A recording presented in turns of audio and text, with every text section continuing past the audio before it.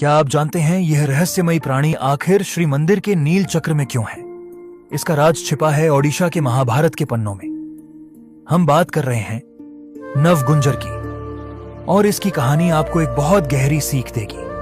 कहते हैं अपने 12 साल के वनवास के दौरान एक दिन जंगल के बीचों बीच अर्जुन तपस्या में लीन थे। तभी उनके सामने एक ऐसा प्राणी आया जिसे देखकर वे घबरा उठे।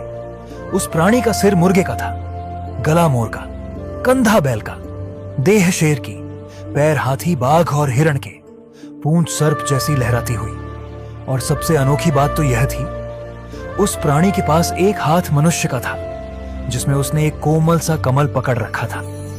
अर्जुन इस दृश्य को देखकर अचंभित थे और उन्होंने तुरंत ही अपना धनुष तान दिया आक्रमण करने के लिए।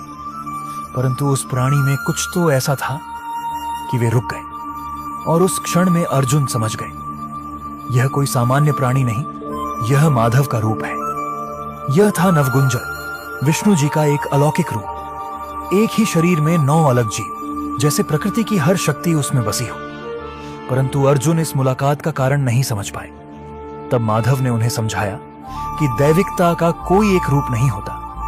रंग, गुण, प्रकृति सब एक दैव्य एकता का हिस्सा है।